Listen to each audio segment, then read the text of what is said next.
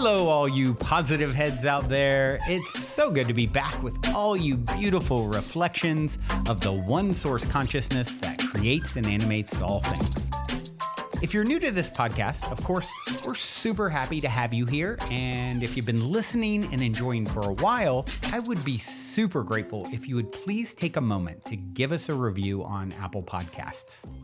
It's one of the best and simplest ways to pay it forward and help others find the show so that they too can tap into the powerful perspectives and positive vibrations we are collectively emanating.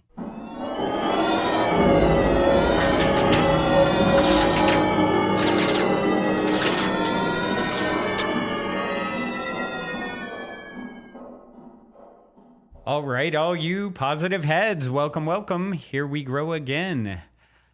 How you doing out there? Wherever you're receiving this broadcast. Doing well? Finding ways to ease the tension and ask the right questions, think the right questions to give you the right answers that help you to ease the tension? I hope so. If not, you're in luck because that's what we're going to talk about today. We are going to continue the conversation, the topic that I've touched on quite a bit, a few times, I believe, if my memory serves me correctly, in the last few weeks. This idea of urgency and excitedness to get to an end goal or finish a task or get a bunch of work done or whatever. This idea that urgency can be rooted in your trauma, your own core wound. And it's funny because I decided I wanted to talk about this again today because I saw a post from someone that spoke to it. Must be bubbling up in the collective a lot. And then, of course, I'm talking to my ex-business partner and the one you guys have heard about many times on the show over the years, the former friend, then villain in my story, as explained our story together in my book, The Golden Key, and then us coming back together as friends again in another chapter. Now we talk pretty regularly, and he was talking about how he just went through a process in business, dealing with the unwinding of a big deal that had closed and then kind of went backwards, and how it was a huge growth edge for him and dealing, coming into it like in a state of like fear or like there's I'm being threatened in some way. I've got to solve this problem now. And then realizing, like, taking the slow and easy, trusting the process and allowing this thing to take its natural course and then lead to a resolution, which after months it just led to for him. And he was saying, how that has been, it was just a great experience for him of letting things ravel in due course, as opposed to trying to like fix the problem now, today, go.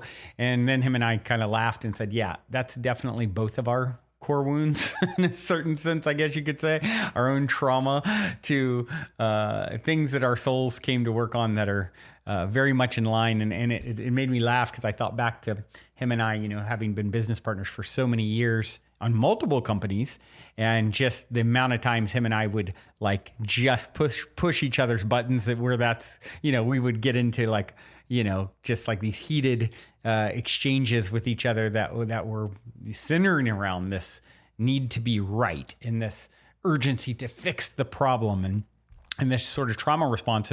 And good news is, sounds like he's definitely done a lot of work in that regards, and I have too. Not to say there isn't more work to do, but this just must be a thing for a lot of us now, because I'm just seeing a lot on social media about it. And of course, if you're tuning into this broadcast, well, I guess that means you're a vibrational match for this broadcast, which means this is probably part of your path and trauma to heal as well. And so I'm going to start out by just reading a little bit here from, this is, I found this, it's Marina, I think it's Yanni Triver, if I'm seeing, it's written in cursive, so I think it's, Maria Yanni-Triver, who wrote this or posted this. I think it's her words too, but it's really powerful.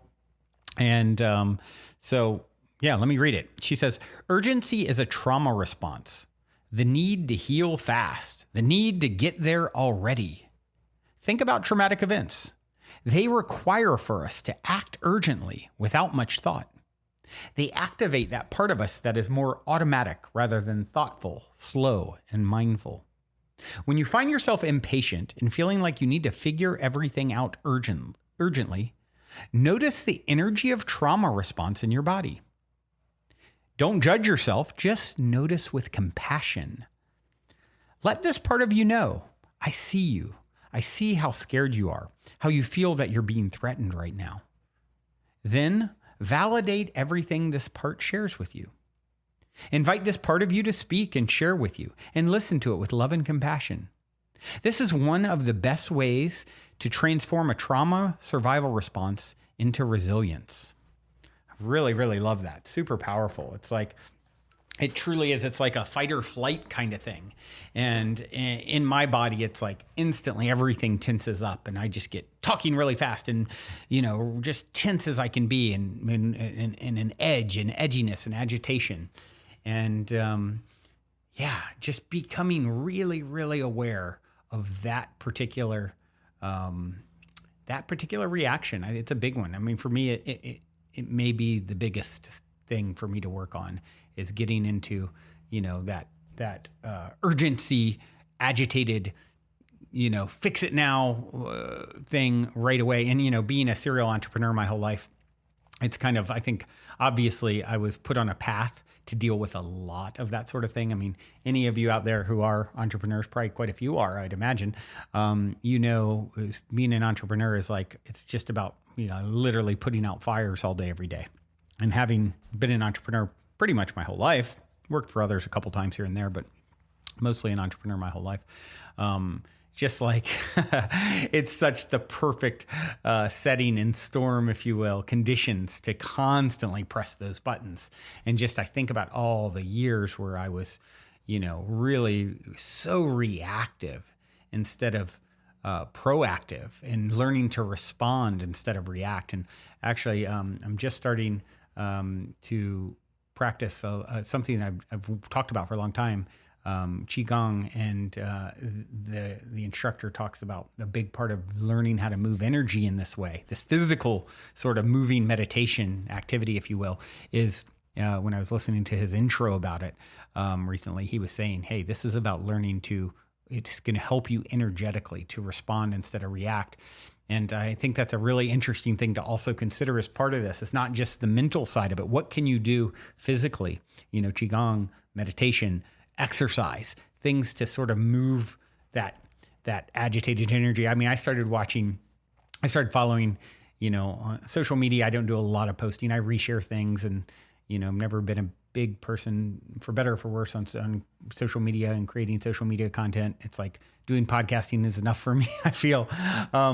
But following and checking out other things is always fun. And I've started following a lot of wild animal sort of stuff, which I find fascinating. And some of it, can be nature can be pretty like hardcore, right? And my partner, Karen, had said, I might have mentioned this on the show, I can't remember. She's like, I think this is really good for you because, that sort of like aggressive part of yourself, that animal part of yourself, it's sort of like an energetic outlet to kind of see and tap into some of that. So finding whatever it is, however you can sort of move some of that energy.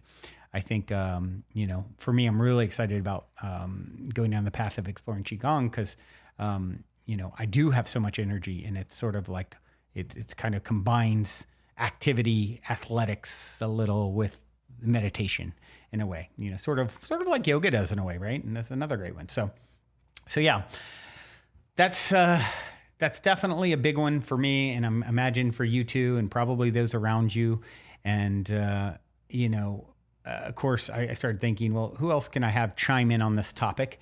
My go-to, Abraham, my fave. I decided to take a look and see if I could find a good clip, and I did. Where this one, basically, talks about urgency. If urgency always has us pointing in the wrong direction, and how it's there's so many good takeaways in this clip. So why don't we do this? I'm going to just play it. And it's called, the title of it is Urgency Points You in the Wrong Direction. I found it on the Abraham Hicks Law of Attraction YouTube page. Take a listen.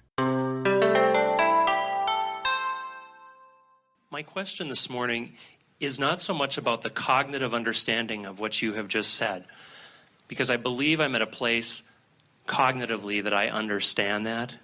It's more in the application of it, and specifically, it's about the resistance piece. Because one of the things that I've started doing for myself, after having listened and attended seminars, is to ask myself questions that I know will have good feeling answers. And I can do that, and when I'm asking those questions right here and right here, it feels really good. The answers, just knowing the answers are coming, feels good. But then, as I've heard you say before, as you start moving towards that, you're going to find the resistance is going to show up within a certain amount of time. You're going to know where those blocks are, and you're going to start feeling it. And when I get into that, it's almost as if I have forgotten everything I've ever heard about the law of attraction. I can get myself wrapped up into the bad feelings, if you want, feeling like a victim, feeling all these horrible things, and it seems to take, for me at least, much longer than I want to let go of the resistance or to start going downstream or to let go of the oars, whatever words you want to use. My question is... You want to use all of those words. My question is, how can I more easily stay up to speed with my desires and not getting so wrapped up in the resistance of all of it? Well, we've noticed, and you have too, you just said it very well, that the more specific you get, the more opportunity for you to feel the resistance there is, because with specifics comes faster moving stream. So if you manage to if you have this pattern of thought about something which has got you pointed in the opposite direction of what you want, and then you get really specific about it, which just makes the stream go faster and faster and faster, now you've got yourself up against the rocks and you're feeling not good. And so that's why we're wanting to simplify your approach to all of this by just saying to you, you have two choices right here, right now, to feel worse or better. And so as you begin applying your thoughts with that singular intention, we want you to hold in your mind the vision of paddling upstream. In other words, I'm in that place, the resistance is strong, and I'm where it's strong, and I don't want it to be strong. I really don't want it to be strong. I should be doing better at this than I am. I've been at this for a long time. I've been to several seminars. I've listened to hundreds of tapes. I should be getting this. All paddling upstream, and then you say, wait a minute, I don't have to work so hard at this. And just in a statement like that, you stop this. So your goal is to just try to find something that just causes you to stop paddling that way. In other words, it's almost like withdrawing your oars. And we think what's happened, and the reason that we've been speaking the way we have this morning, is because you're like so many people. You think, well, here I am here, and I should be over here. So not only am I not where I want to be, but I need to go way over here. So it just feels like so much to do, and that's why you're working so hard at it. Where if you could just stop and realize, I don't have to get way over there. San Diego's still 400 miles away. I just have to get pointed in the direction of San Diego. And I don't even have to turn this around. I just have to stop going that way, and the current will turn me around. And when you get that, when you get that in your mind, all I have to do is stop the struggle against. And this is really the message that we're wanting you to understand about the art of allowing. That stream is flowing powerfully. And everything that you've ever lived that didn't feel good was your misguided, you never do it on purpose, effort at pushing against something. And now you understand that cognitively, as you say, it will be easier and easier for you to just stop doing that. You may have heard us say, if you just stop doing that thing you're doing, then what you want would come about. And that thing you're doing is justifying, explaining, beating the drum. Every subject is two subjects, and on one end of it is what you want, and on the other end of it is what you don't want. And sometimes when you think you're talking about how much you want something, what you're really doing is talking about how bad you feel in not getting it. And so what you want to do is not worry so much about the subject at hand and be aware of the feeling in your belly. And when you don't feel good, do everything in your power to make the knot go away. Do everything in your power to just release the tension. The other night, Esther had laid down. She wanted to sleep. And as she was laying in her bed, she had her hands sort of tucked under her legs. And then she turned over on her side and put her hands between her legs in a sort of fetal position. And then she crossed her arms tight across her chest.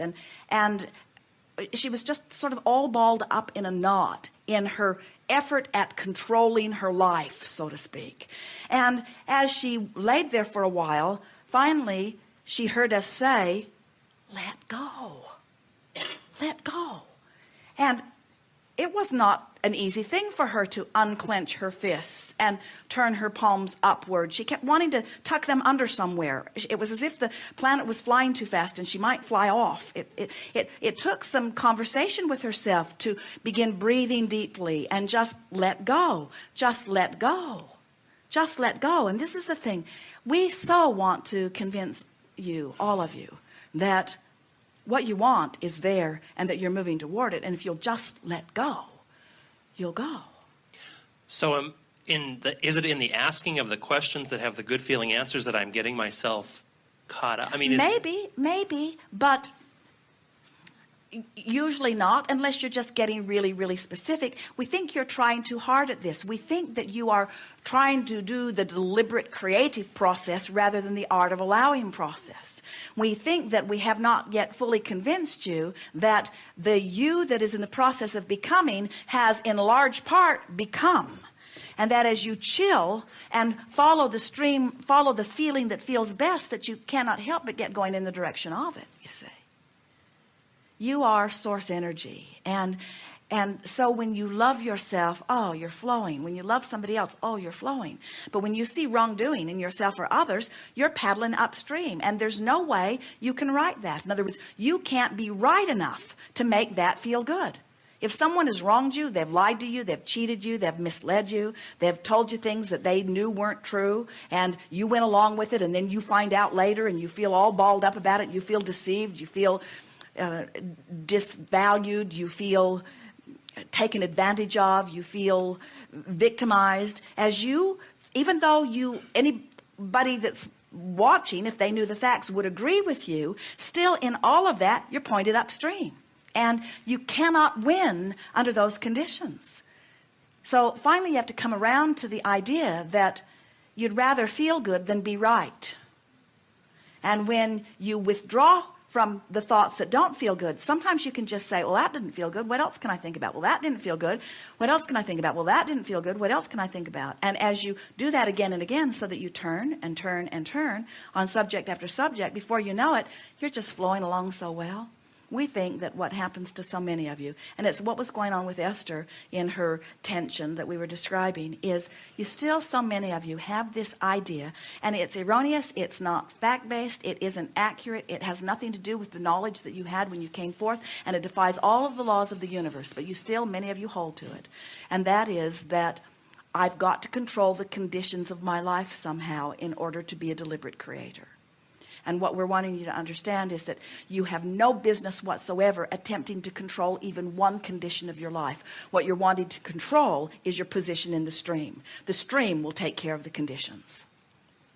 So then if I use that internal questioning process that I know will feel good when I'm not feeling so good, is that then creating additional resistance to where I am? I'm saying I'm not feeling good here, so I'm asking a question to make myself feel better. Well, for example, let's say that you're really in a knot, and you ask the question, am I ever going to feel better? And the answer is, of course.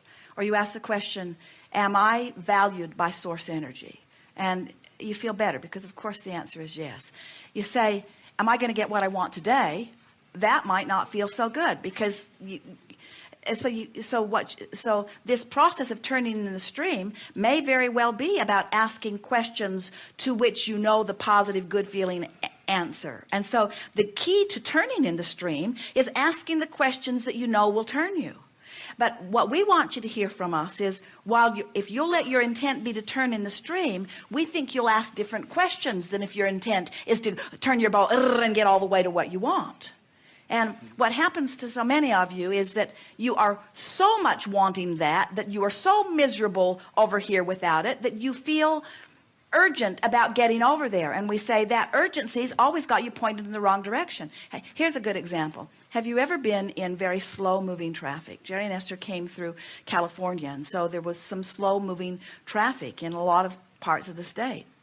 Have you ever been in slow moving traffic? Have you ever been in slow moving traffic that was so slow moving it wasn't moving at all? And then it starts to move just a little bit. Can't you feel that feeling of relief? Now, you're used to going 70 miles an hour. And you're not going 70 miles an hour. You're only going 20 miles an hour. But it feels so much better than not moving because there's hope now. And that's the thing that we're wanting you to get the sense of. Of course, the more you turn, the more you deliberately let go of the oars so that you're not paddling against the current, then the faster and faster and faster your current will begin to move on subject after subject, until before you know it, you'll be feeling so much exhilaration that it won't even occur to you that you have to move, you have to pose questions to yourself that get you turned around, because you're already turned around. Now you're just romping and going with the stream. But anytime that you feel that you need to ask that question, we want you to just stop and say to yourself, what can I do to just cease doing what I'm doing that's got me pointed that way? And we'll tell you something easy to remember. What you're always doing is defending, justifying, or rationalizing. That's what you're always doing when you're pointing upstream. Jerry and Esther have this ritual where they hook the car up behind the coach before they leave. It's a very long contraption once they get it all hooked together. And Esther likes to get all nice and straight before they hook it up so that they can just pull straight ahead and everything in the hitch will lock in just the way it is supposed to. And Jerry likes to just hook it on any old way and figure it out later. And Esther worries because she's behind the driver's seat in the monster bus, and as she's there, sometimes she is concerned that she can make the turn and miss that tree without dragging the car over the picnic table. In other words, there's a lot to consider. And Jerry's out there on the ground, and he has a different perspective, and of course both of them think that their perspective is the most accurate, valid perspective. And so Esther teases Jerry all the time, let's do it the easy way, and Jerry likes to do it the adventurous way, which sometimes he thinks is the easier way, but Esther doesn't think it's so easy. And so sometimes while Esther's getting ready or readying the coach inside, Jerry will be outside hooking the car on while Esther's not looking. And then he will announce to her on the walkie-talkie, I've already hooked the car on, so I'll just guide you out of here. And Esther will look out and she'll see a big tree right there, and she'll think, I hope I can turn. And then she'll think, I hope I can't.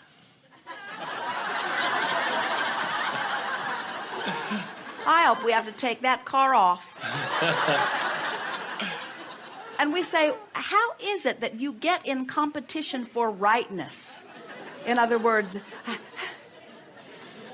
and it's something about needing to control conditions. It's something about measuring yourself against all other humans. It's something about wanting to be valedictorian. It's something about wanting to get all of the marks on the chart. It's something about being measured about others and only one can be in first place. It's something about that. But what we want you to understand is that the stream is there for everyone. And there is no possibility that all of you will not get everything that you are wanting. And so when Esther came to the abrupt realization, it startled her so much she laughed till she thought she would wet her pants as she sat there in the seat. I would rather be right than feel good. And in my rightness, I'm pointed upstream. And you do that very much, and things don't go very well for you, you see. Before we continue on with today's episode, I'd like to take a quick moment to tell you about our sponsor, Athletic Greens. I recently went to a naturopathic doctor who did some testing and determined I was having issues with gut health. So when I had the opportunity to start taking Athletic Greens, I jumped at the chance. With one scoop of AG1, you're absorbing 75 high-quality vitamins and minerals, superfoods, probiotics, and adaptogens. It not only helps with your gut health, it helps your nervous and immune systems, energy levels, and more. And since it contains super high-quality ingredients in powder form, it has a very high absorption rate, whereas many pills don't. With just one scoop in a cup of water, you can arm your immune system with convenient daily nutrition for less than $3 a day. And to make it easy, Athletic Greens is going to give Positive Head listeners a free 1-year supply of immune-supporting vitamin D, which many people are quite low in, as well as 5 free travel packs with your first purchase. All you have to do is visit athleticgreens.com/positivehead. Again, head over to athleticgreens.com/positivehead to take ownership over your health today.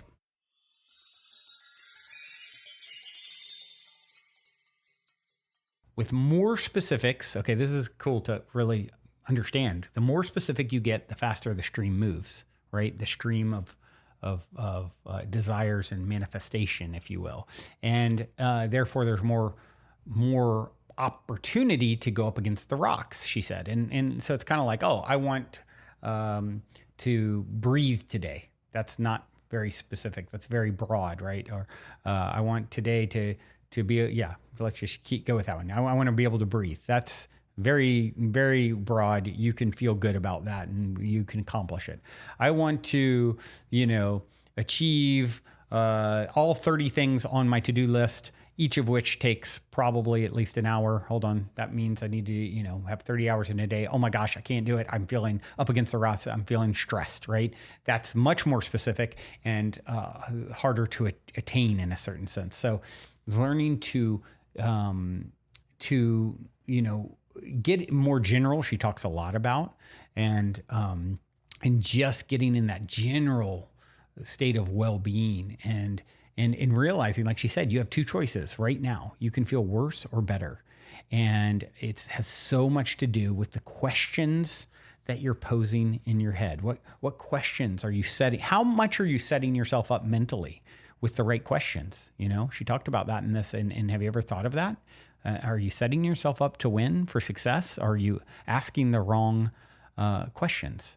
And remembering that, and any time you can say, wait, I don't have to work so hard at this. I can just withdraw my oars. Just stop paddling in the wrong direction.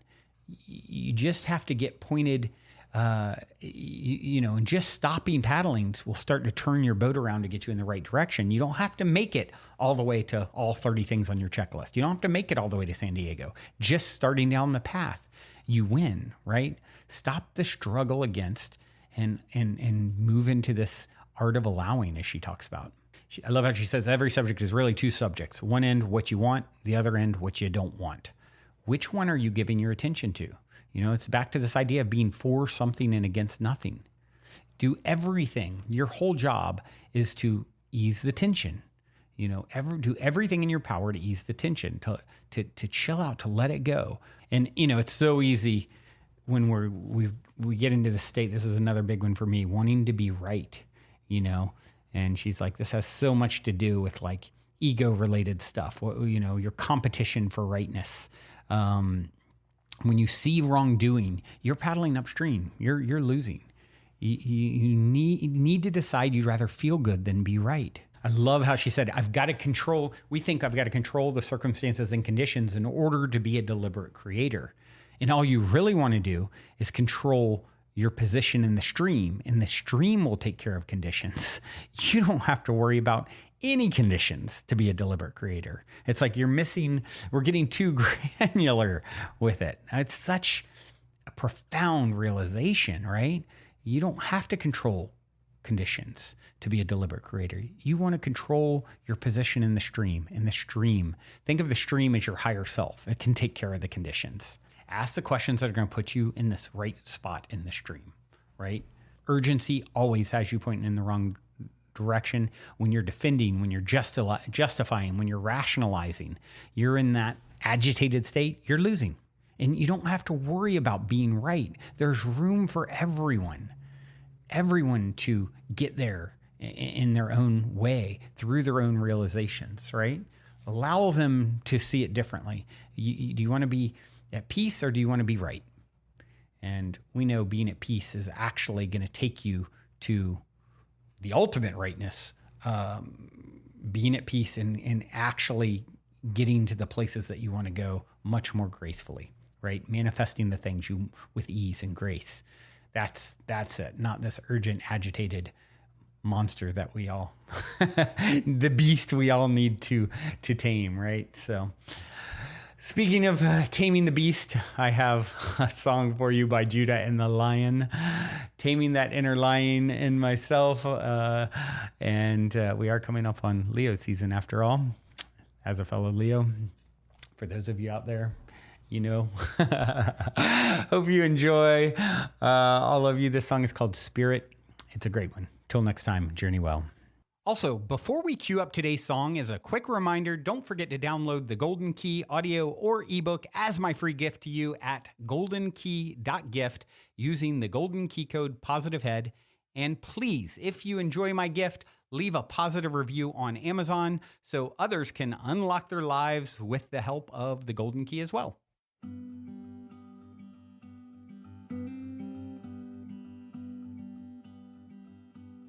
You started out there with fire down in your bones.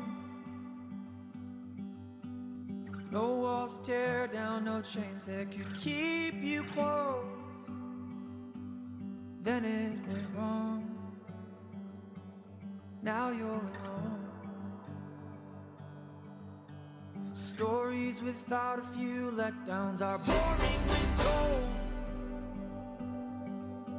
Perfection and poems are a lie when it all unfolds. 'Cause when it goes wrong, then comes a song. We got spirit and I know you feel it. There's no give up, give up, give up, give up in us.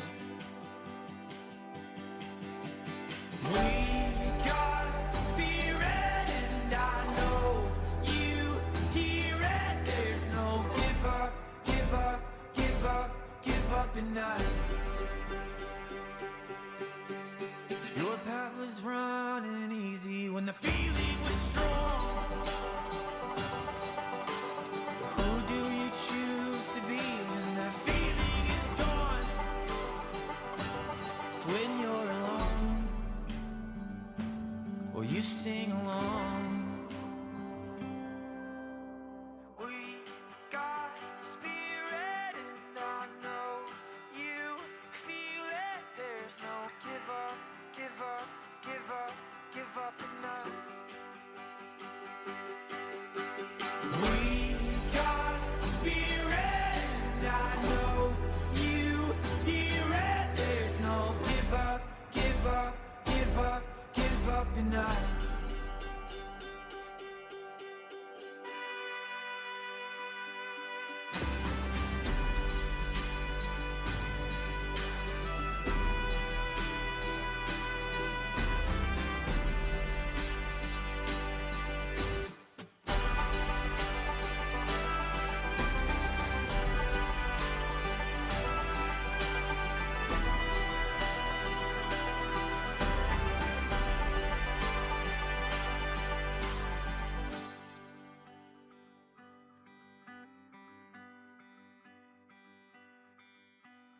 We got spirit and I know you feel it. There's no give up, give up, give up, give up in us. We got